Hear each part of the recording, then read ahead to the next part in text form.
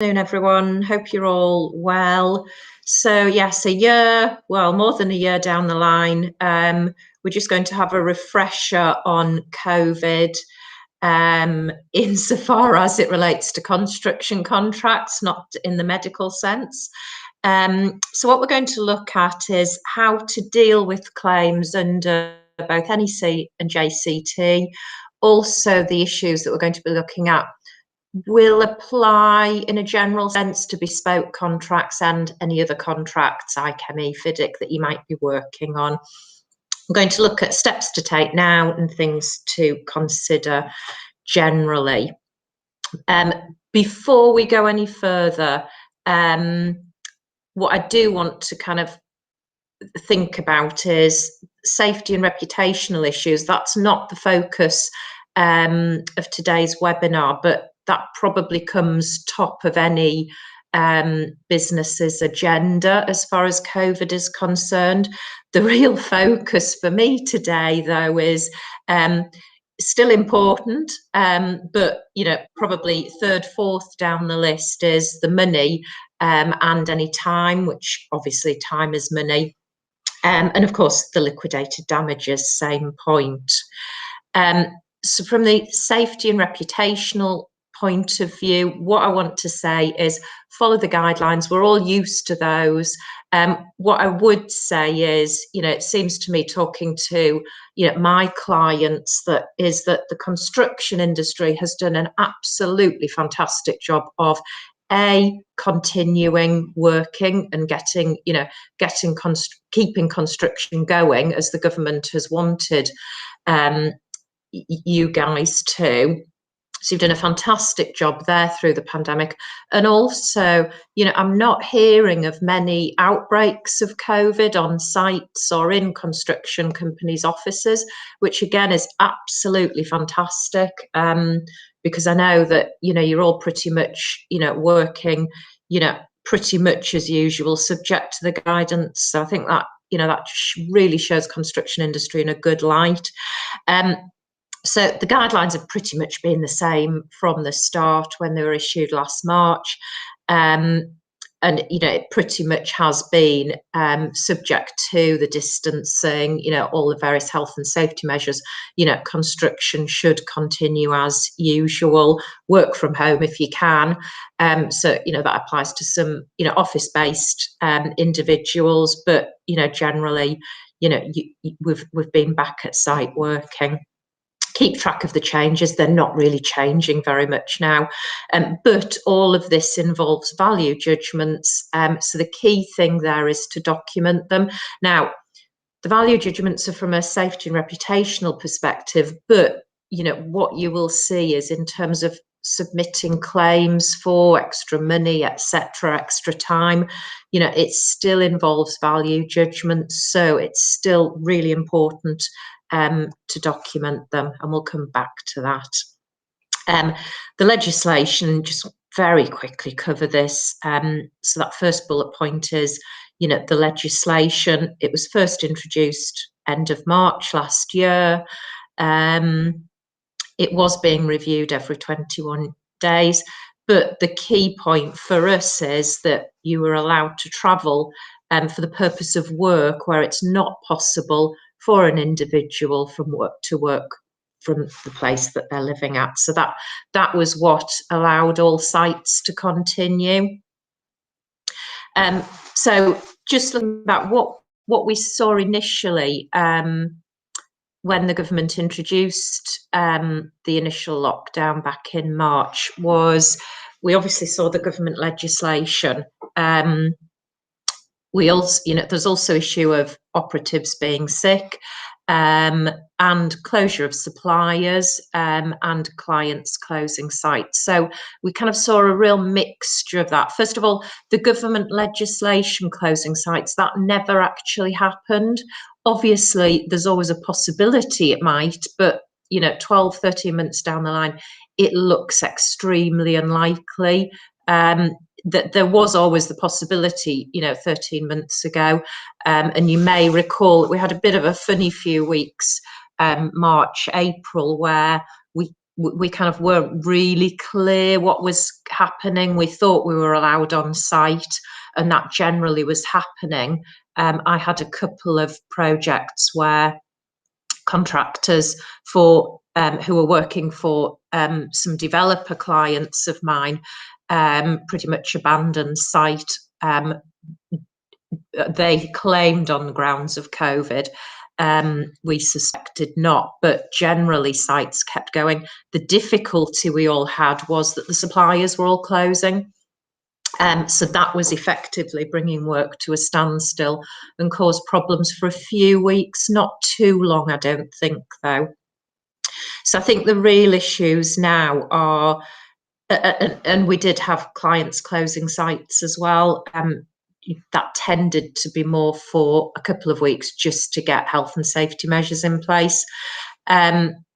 We also saw sickness for some site operatives, and I'm going to give you a couple of scenarios there to look at it. Now, what I'm focusing on this afternoon is really the mechanisms that you need to put in place, the notices that you need to issue whilst you're on site if you are impacted by COVID, and also some tactical things to think of, particularly with JCT, because if we're looking at COVID as a force majeure, something that neither party could anticipate, then generally you're only going to get an extension of time. You're not going to get loss and expense. So, we're going to look at some other issues and that you might want to consider with a view to claiming, so that you get not only an extension of time, but also your loss and expense.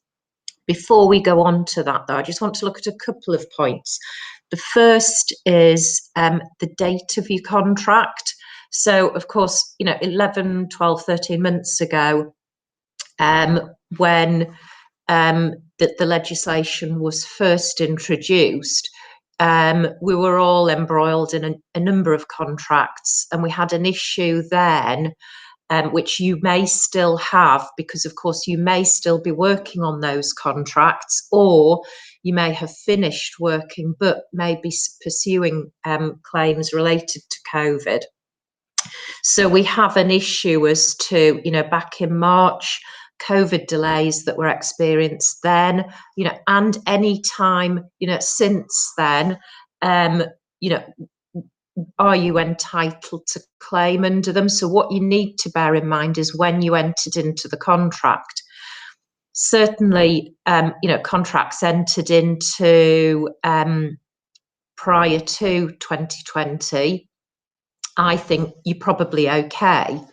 Contracts entered into January, arguably, you were aware of COVID, because of course it started to come into the news in January, February ditto.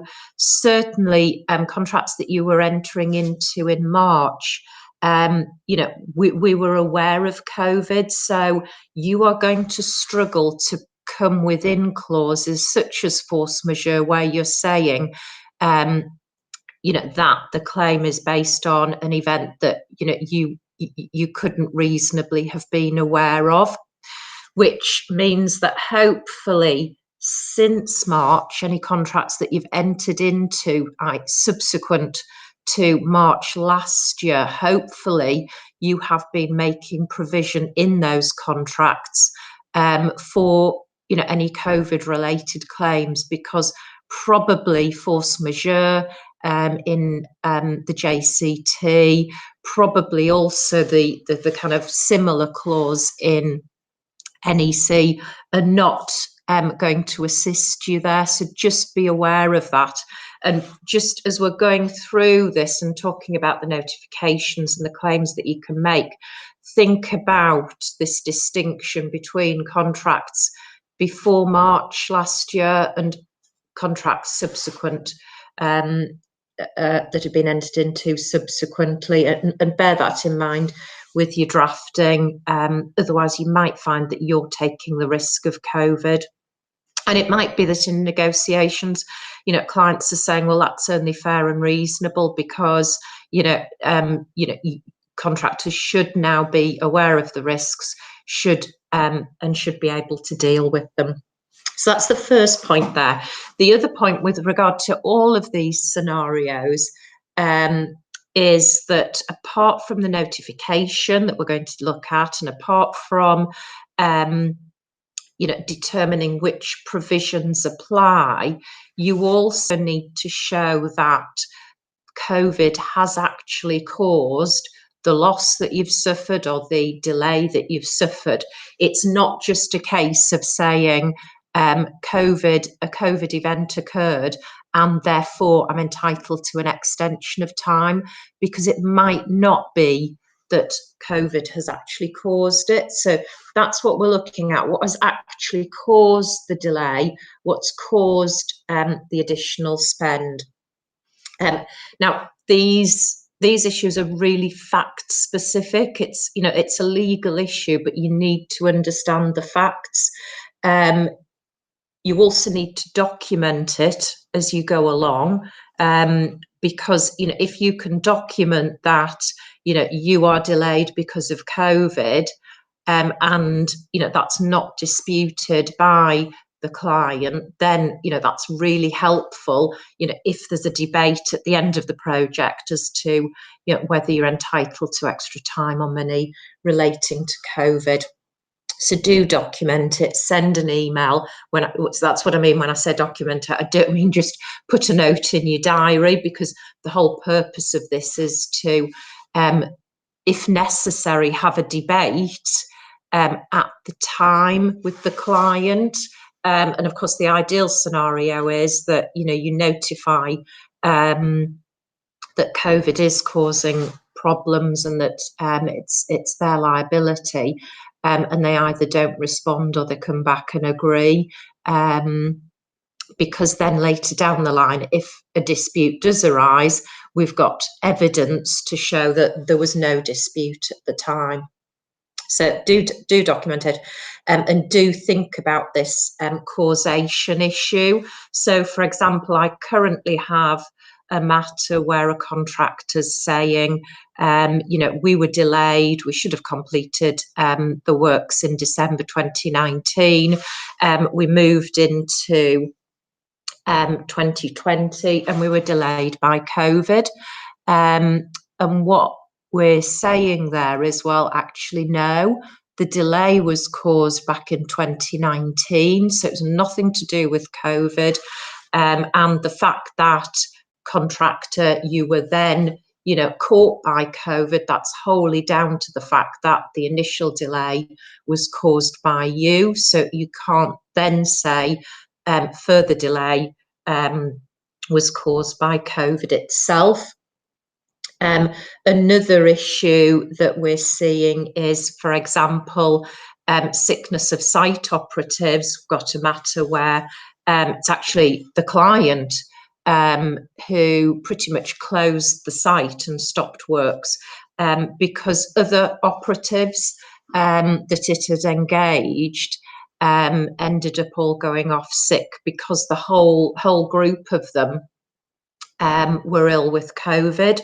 And we've got a couple of points there where what we're saying is, well, that's not COVID itself that has caused the delay. It's the fact that the client, in this case, had to close the site. So that's the first point. And even if it was because of a COVID incident, it looks to us, arguably, as if it was because somebody wasn't managing the COVID requirements properly, because a whole group of people caught COVID on site. And it's the only instance I've come across.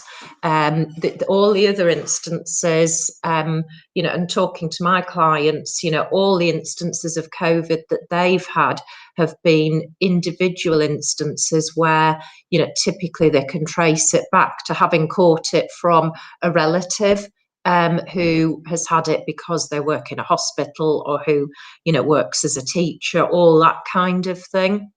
So, we're sort of using not using that as evidence, but what we're saying is, that it is really rare to find that you have an outbreak on site.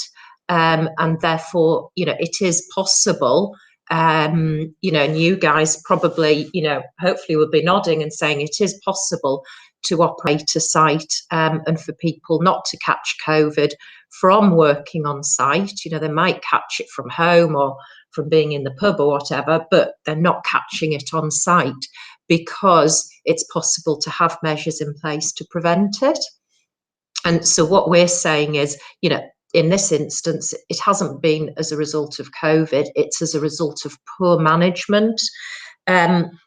So, these are the things you need to look at, but they're also the arguments that you might be facing in defence of your claims. So just think about that causation issue. One of, if we go back, and this is probably just for a fairly discrete period, but of course what we saw was the closure of all the suppliers in end March, beginning of April. So again, if you were hit by that, what you might find is that your client's requiring you to provide evidence that your particular supplier closed, but also evidence that you tried to mitigate that, so that you tried to, look around, find another supplier, and that, in actual fact, it wasn't possible because they were all closed. Instances where client closes site, as I've said with mine, look into it. If you're delayed, or if you're stopped working due to a third party, whether it's a client, another contractor, whatever, don't just take it as read that that's a COVID reason. Look into it. Is it bad management? Is it actually, on one of mine, another one of mine, what we're saying was that the client was delayed anyway, so it wasn't COVID. COVID was sort of a convenient thing that happened, but that the real delay had already occurred before the COVID incident. So, look at all of this. Don't just take it, for granted. If somebody says this is a COVID situation, look at, why it occurred. Was there any delay, any pre-existing delay? What, is there bad management? Because I think these are all really, really key points. And in some instances, the courts are potentially going to be looking at this because, of course, we haven't had a pandemic for a long time. It's really, really rare to have force majeure events. So, these issues might, there's a really good chance they're going to come up in court, and the courts are going to be looking at things like, if client closes a site, was that reasonable? Was it COVID? Was it something else? So, it's kind of interesting times for the lawyers, but I guess for you guys, what you need to know is, how to protect yourself as you, go through a project. So in terms of NEC, hopefully we all know that if you're looking at any time or any extra money on a contract, you're looking at a CE, a compensation event. Compensation events are all listed at clause 60.1, whole raft of them. There are others dotted around. So for example, the X clauses, as set out actually in that third bullet point, change of law is a compensation event. So there are a few dotted about, but generally you'll find them at clause 60.1. What I always say in these webinars is, when you're notifying a compensation event, have a quick look at clause 60.1 just to make sure that you've covered them all. There's always the inclination to use the ones that we use day in, day out. And I think sometimes we forget about the less used ones, as you can see here. And the second bullet point, the CE 60.1.19. So there are 19 CEs listed. Just have a quick skim through. As I say, if you're notifying a CE, just to make sure you've included them all, and then you're not missing out on a few gems. So here I've listed the potential CEs that you might be relying on in a COVID situation. So the first and most obvious one is prevention, which is, as I said, clause 60.119. It's very similar to a force majeure clause, but it's wider, and it's wider in two respects. First, it covers, it's not necessarily related to not being able to complete a project, which sometimes force majeure is. It's talking about not being able to complete it on time, and it's related to a situation occurring that neither party could have anticipated or foreseen at the start of the contract. So that's where you need to be careful now with the contracts you're entering into, because if you're entering into a contract today, COVID is absolutely something you would be aware of or should be aware of. So the likelihood is that this clause 19 probably won't help you.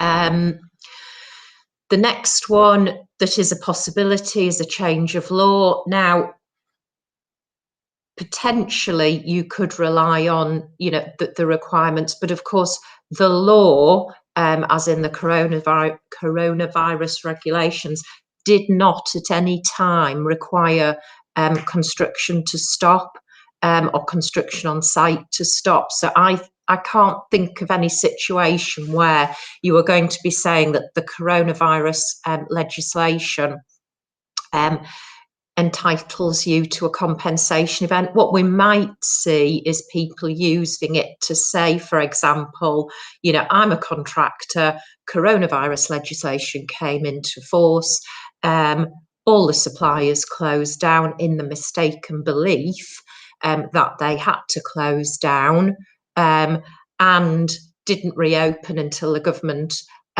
confirmed that actually they shouldn't close down, and therefore that change in law sort of caused a compensation event. So I could see somebody running that argument, but it's not really what's intended. It's intended to be used where there's legislation that stops work on site, which hasn't ever happened. Also bear in mind a couple of others. So 60.12, where the employer, the client fails to allow access. Obviously, that would apply to a subcontractor under a subcontract if subcontractor was told by the contractor, don't bother coming to site, I've closed the site, or clients closed the site. And also 60.14, where the project manager instructs the work to stop. So there are a couple of others where you might particularly want to use them. I mean, if those scenarios apply, my view is when you're notifying a CE, notify all of them. You can't go wrong there. So you might be notifying, 19, 2 and 4. So that would be my advice. In particular, check your NEC contracts, because quite often what you see is that CE 60.119 is amended so that it's more analogous with the JCT. So it's amended so that you get additional time but no money. So in that circumstance, you might want to try and bring in those compensation events 2 or 4, if they apply, or if you think they can apply, in order to get the additional money as well as the additional time. Also, not included there, but consider using 60.11, which is probably the most used compensation event, and it's basically where there's a change to your works information. So, you know, you might be able to find something in the works information that allows you, you know, access at all times or something like that. And if you're prevented from accessing site, you could use that to say, well, it's a change to the works information.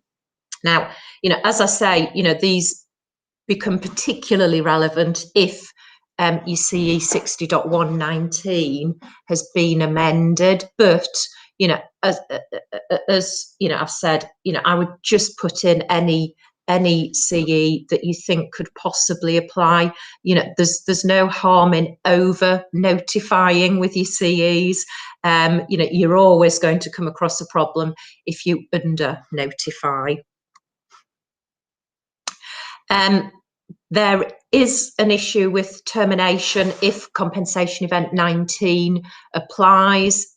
This isn't really relevant, as we've seen so far, because it really only applies if you can't proceed with the work for a certain period. Whereas, of course, this didn't happen with COVID, and hopefully we're coming out of COVID now. It's not going to be so much of a problem, so it's not going to apply. Just be careful with this, because if there is a termination because of compensation event 19, it results in the contractor getting no loss of profit. Well, no losses for overhead or profit.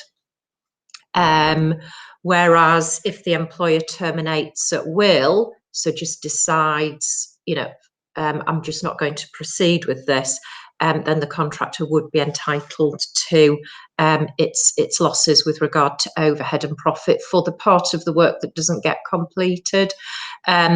So just bear that in mind if that happens. I mean, realistically, it shouldn't be happening. Contracts shouldn't be being terminated for reasons of COVID.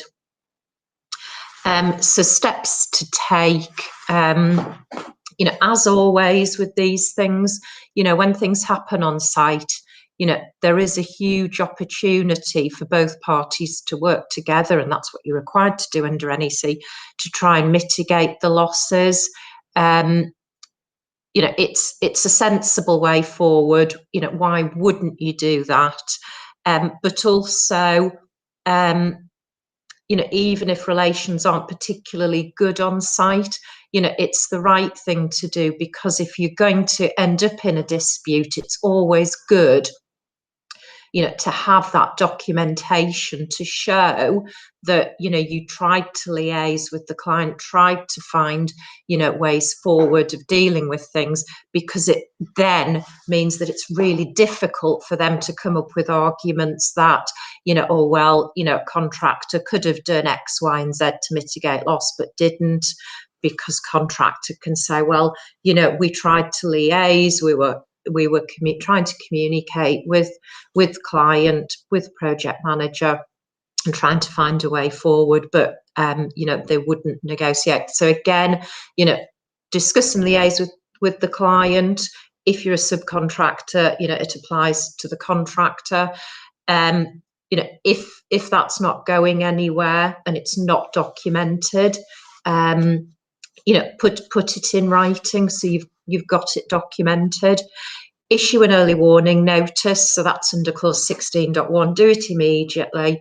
You know, don't wait to discuss or liaise. You know, issue your early warning and then try and discuss things, because you can absolutely bet your bottom dollar that if you don't, because you're trying to be collaborative, you're working together, etc., etc., that will be used against contractor or subcontractor if there's a dispute later on down the line. And it is a contract requirement. You know, all you're doing is complying with the contract by issuing it. Also, again, notify the compensation event. Again, it's a contract requirement. You are required to do it in most cases. For some compensation events, it's not the contractor or the subcontractor's obligation. But again, I always say, if in doubt, just notify a compensation event, and then you don't face arguments later on down the line.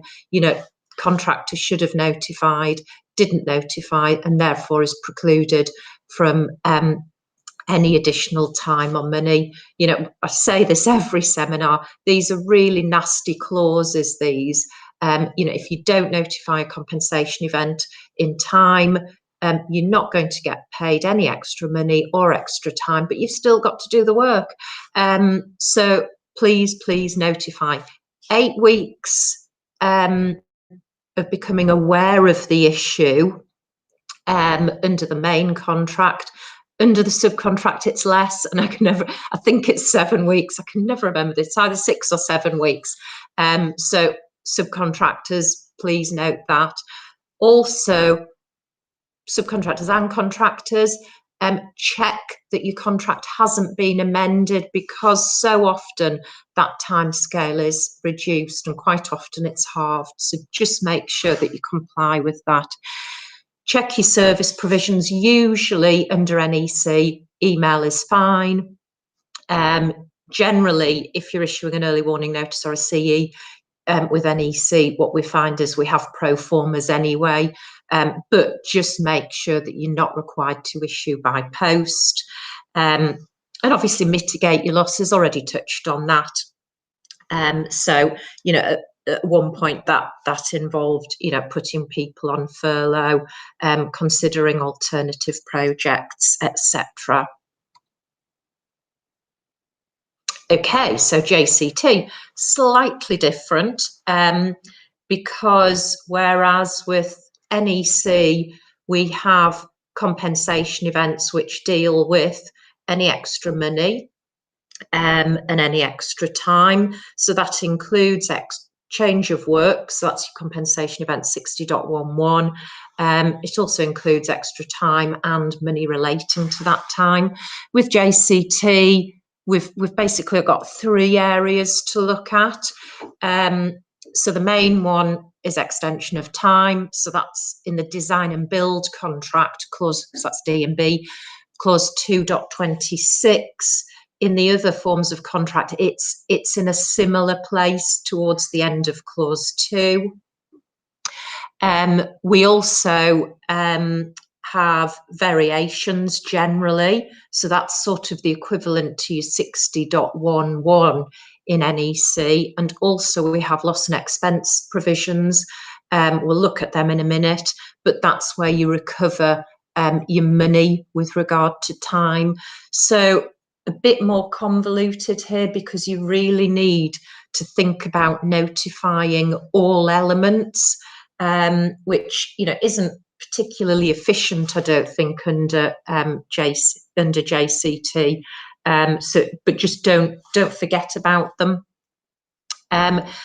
So when do you get an extension of time that might be relevant to COVID? Well, a change in the law, very, very similar issues to NEC, not particularly relevant because we haven't really had a change in the law that has impacted upon construction. Force majeure, which is kind of effectively a prevention due to an irresistible force. Now, force majeure isn't actually defined in the JCT form of contract. So you're kind of left using the dictionary definition.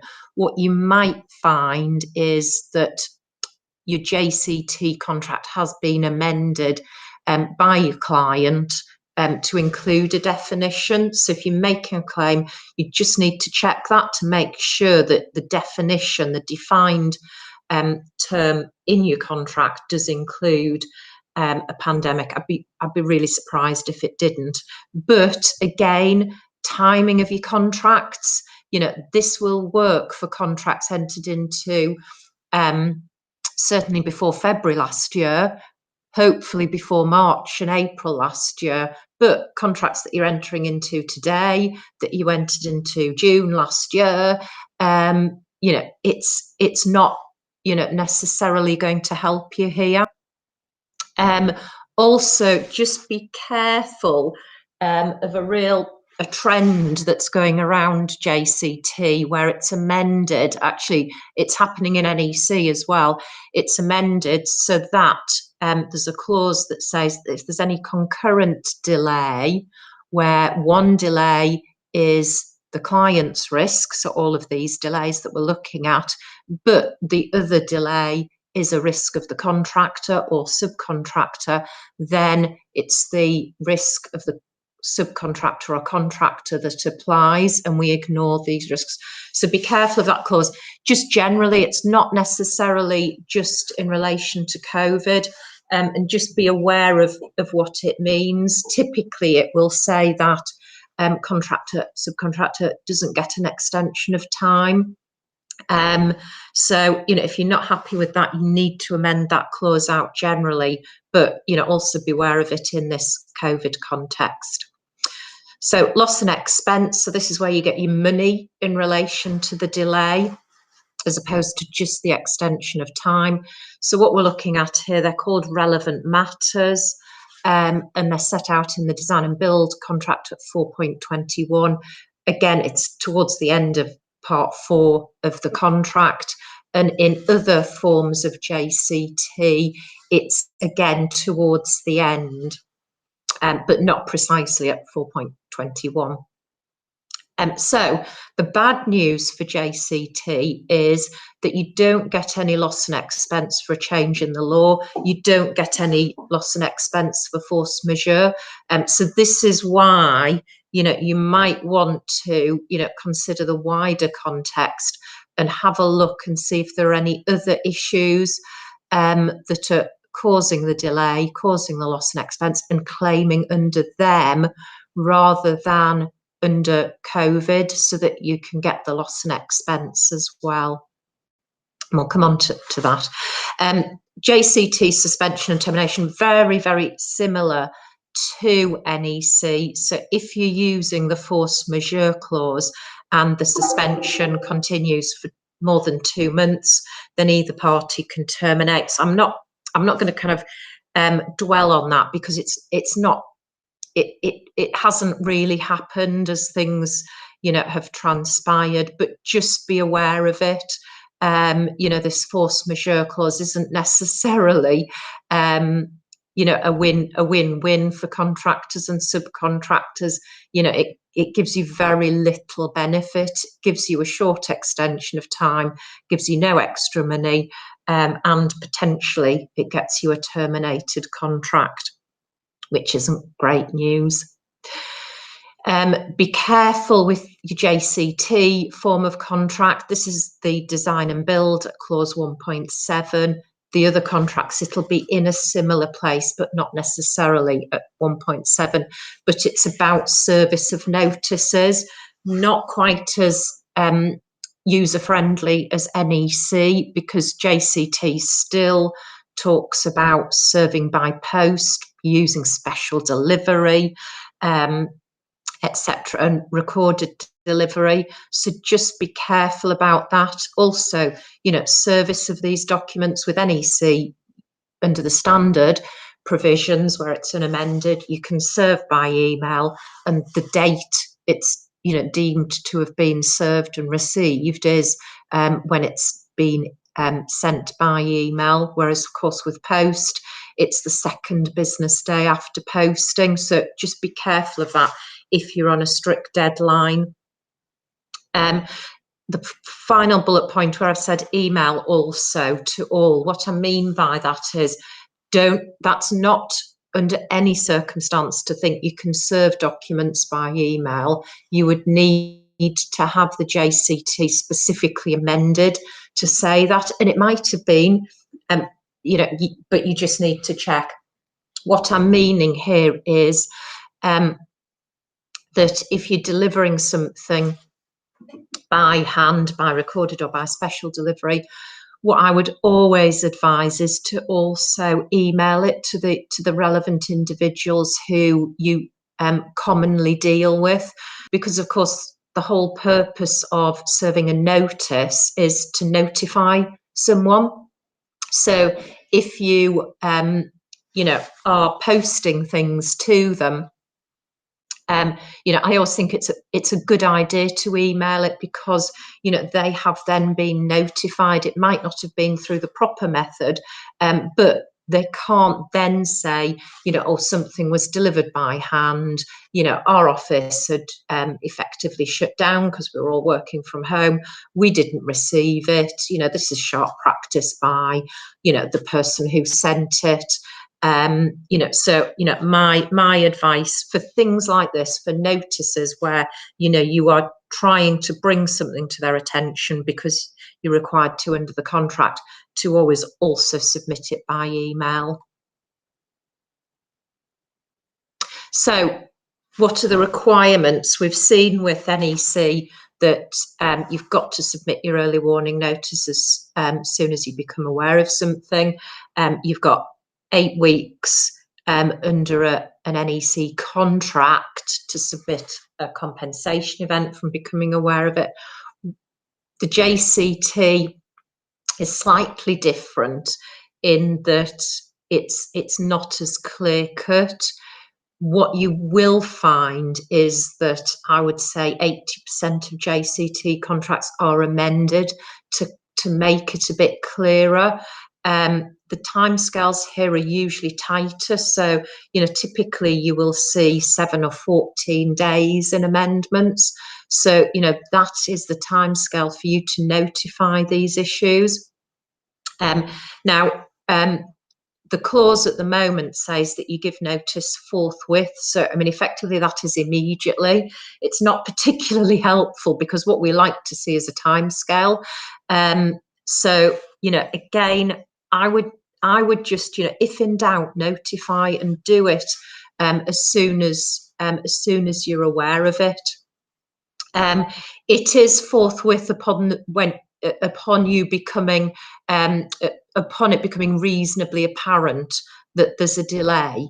But if something happens COVID wise, half the people on site have to be put in quarantine. You're going to realize pretty quickly that that's going to cause you a delay. You haven't got too long for it to become reasonably apparent. You've also got to give particulars of the expected effect and estimated delay. And then if it changes, again, there's an obligation to notify. So this obligation to notify is really just, keeping the contract administrator up to date, keeping them informed. So if you think about it like that, but it is a notice, it's a formal document that needs to be issued. So just keep your eye on that, make sure you comply, because there is case law that says if you don't comply, again, same implications as for NEC, you don't get that extra time. And if you're entitled to it for loss and expense, you don't get the extra money either. So for loss and expense, and query whether we're going to have a loss and expense claim here, because of course for none of the strict COVID elements of extension of time, you're not going to, for those, you're not going to be entitled to loss and expense. But again, the same requirements for notification. It's, you've got to notify forthwith upon it becoming reasonably apparent that loss and expense is going to be incurred, and thereafter monthly updates are required. So again, think of it as updating, make sure you do it. Why wouldn't you? It might not be a welcome notification, but it's what the contract says, therefore it's what the contract administrator, it's what the client wants you to do. So, if you're having issues, so this is leaving site, but probably more things are slowing down on site for whatever reason due to COVID, immediately issue your early warning notice, notify your compensation event. It's probably going to be under 19. Issue your quote. This applies to all quotes, not just for COVID, but, please remember your extra money, the time related money. But also remember to ask for your extension of time, because you don't want to find that your quote's accepted and that you haven't asked for the extra time, because then that could cause you real difficulty. You could find that you just can't go back and ask for the extra time. And also don't forget, if you've got key dates, you need to be asking for extra time for those. So there is a shopping list of things that you need to be asking for in your quote. It's not just about the money. If you're instructed to leave site and you're on an NEC form of contract, so this could be, any kind of reason where, clients asking you to leave. So, think about scenarios where, other parties, there's been a COVID outbreak, so the site's been closed because of that. Whatever reason it is, if it's COVID related, or it's you're being told it's COVID related, just, again, read through all the compensation events and consider which ones you might want to use. But issue an early warning notice first of all. You don't even need to think about which compensation events there might be. Just get that early warning notice issued, because the chances are, if you're being asked to leave site or you're slowing down, there is going to be a delay and there's going to be extra money, so you must notify. What you might want to notify are compensation events 1, 2, 4 and 19, the ones we've discussed. As I say, look at others. There's also one, I think it's 14, which is employer's risk. So you might just want to chuck that one in and say, well, this is employer's risk, particularly if they're saying there's a delay and it's due to COVID, but you're not quite sure whether that's a bit of a smoke screen, on this, and it's not really COVID that has caused the delay, that it might be something else, or it might be bad management with regard to COVID, which is, to me, quite distinct from COVID causing it. So notify those CEs, and again, issue your quote. Strictly speaking, you should be asked to issue a quote. It's your choice as to whether you want to issue one if you're not invited to, but I think it's quite a good thing to do. So JCT, if you're leaving site or slowing down on site because you have a COVID issue, you're notifying force majeure, notify loss and expense. You're probably not going to be entitled though, and beware of the 2-month suspension, which might lead to your contract being suspended or terminated. JCT again, if you're being instructed to leave site or things are slowing down. So again, this is a scenario where you might be being told it's COVID, it might actually be bad management in relation to COVID, or it might be that, COVID isn't actually the real cause.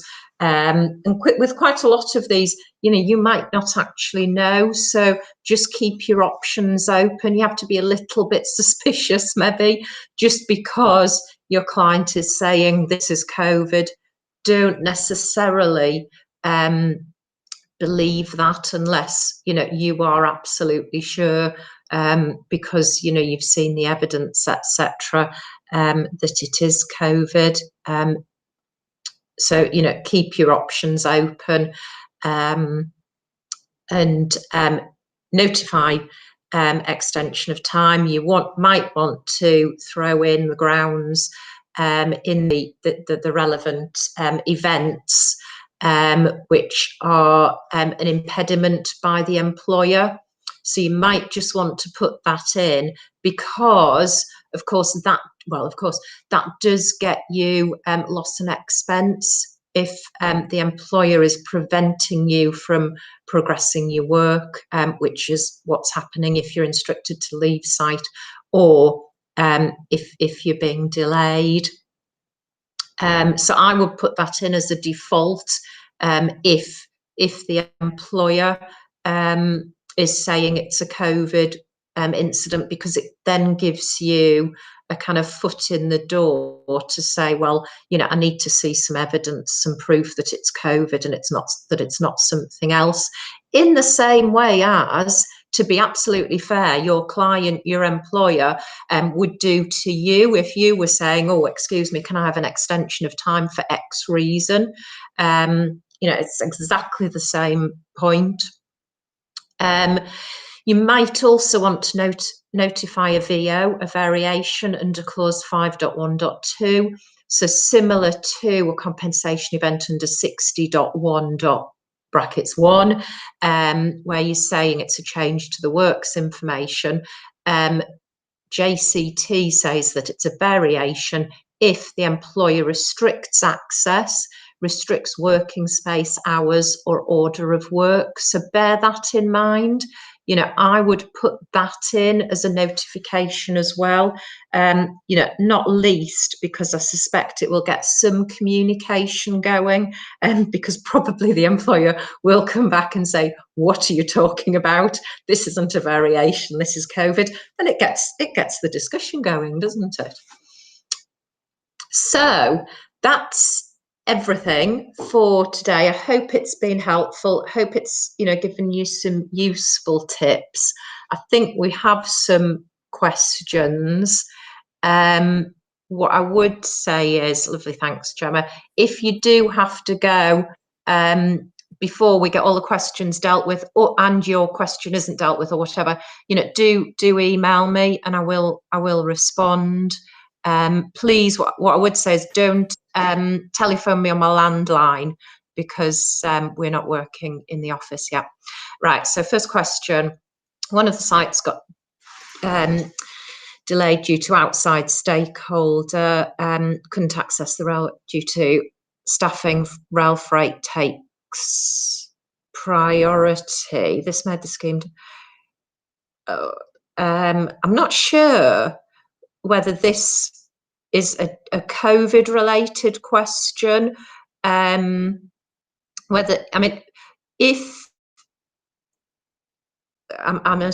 so I'm assuming PMI, yep, so it looks like it's an NEC form of contract.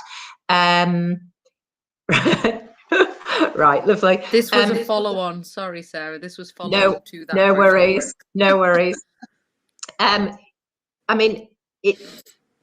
What I would say is, I would go back and say, we've had a project manager's instruction to stop the works. I'd have a rummage around the works information, and what I would say is, the works information doesn't envisage our works being stopped, so it's a change to the works information. I'd use all the other compensation events that you can. So there are a variety, such as not being able to work in accordance with the accepted programme, all those kinds of things, and submit the CE. And assuming your client is saying, well, this is because of COVID, you need to be satisfied that that is the case. This isn't a sort of magic wand where, clients can just say, it's COVID, this is my get out of jail free card, and you've got to accept it. So if you look at it the other way around, if you were wanting an extension of time or a compensation event, and you just said to your client, oh, I quite fancy an extension of time, can I have one, please? They'd be saying, why? Give me the evidence, what's happened? Why do you say that, you're entitled? All those points, all those questions now apply the other way around. You need to be satisfied as to why this project was put on hold, and it's not really clear here, unless the railway was going to close, the rail line was going to close, but for your works, it had to stay open for some reason. So, you know, I think you need to start submitting some notification of CEs and asking some questions about it, to find out what, you know, how this all relates to COVID. Okay, Craig, NEC 4, congratulations, how exciting.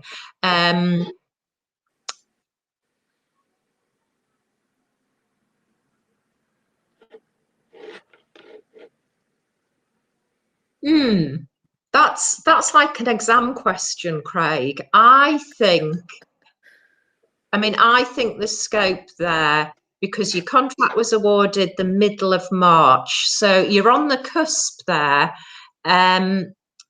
because from recollection, the regulations, you know, we had the talk from Boris saying he was going to introduce the regulations probably about the 18th of March. So you might just have signed your contract just before Boris announced the lockdown. So you might be okay there.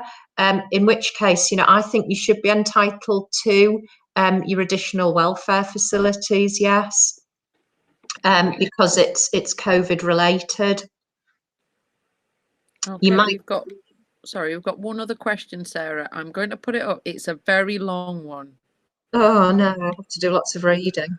Can I just say on that last question, Craig? I may have to scroll down. You start, the date you started the works is really irrelevant. It's when you signed up to the contract.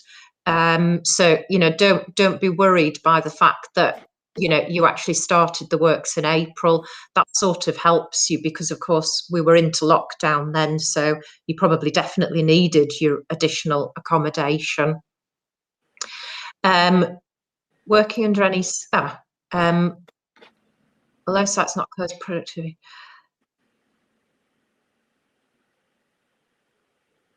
Yeah. Yeah, you see, I think that if you're on NEC, if you've got that compensation event 19, I think that should entitle you to claim all of that, because what you're saying is effectively all the contract timescales are moving out, and you're incurring additional costs because of it. If your timescales aren't moving out, I'm just trying to. You might be able to claim under by just saying it's a change to your works information, because where would all of this normally go? I'm just kind of thinking out aloud. It would either have to be information in the works information or in the site information. I would have thought probably more in the works information. So I think that's definitely worth putting in a claim and saying, this has all resulted in, extra cost. Where I can see you may come across problems is if you have provisions to say that, you are required to comply with the law. And of course, then it comes down to when did you enter into your contract? Because if you entered it into the contract, say in June last year, we knew about the restrictions. So you knew as a contractor there were various provisions you needed to comply with the law. So that might be tricky. If your contract predates March, April, then you're probably okay because it wasn't the law at that point. I'm trying to think if there are any other, because this one seems, well, no, you're saying productivity has been affected. So actually, if there's been any slowdown, you're probably okay with 19, CE 19. What I'm thinking about is a situation where contractors maintained productivity, but, you know, has this test and trace cost. I guess, of course, you know, the testing is really expensive as well if you're having to test people. So, yeah, it's going to be slightly different if you're not being delayed or disrupted, but you've just got that extra cost. So I think there you're going to have to be looking at, I mean, I'm not saying don't submit a claim under 19 under NEC, but possibly look at other provisions. As I say, works information, so compensation event 1 is the one that springs to mind. So, you know, there's nothing in the works information that requires us to do the test and trace, blah, blah, blah. Okay, I think that's it for questions, Sarah. Yeah, hopefully you can see from this that we're going to come across as we go, you know, through this, you know, different scenarios, you know, and some of them I suspect will end up being referred to the courts. So, you know, keep an eye out for that. You know, as it comes back to this point that I made, you know, as a lawyer, it's an interesting situation for us. Probably not so interesting for you guys because you just really want an answer to it all. But you know, the courts are going to be looking at these things, and causation is very, very key to it all. Okay. Thank you very much. I think that's it for our questions. Huge thanks again to Sarah for another fantastic webinar today. I think this is something that we'll probably need some kind of regular updates on, Sarah. I'm sure you'll be on top of the case law with this one. And it's nice to see questions that are, you know, 3 paragraphs long. So we may need purely a question and answer session next time. But thank you very much. Thank you hugely to everyone who's come along again today. I hope you found that useful.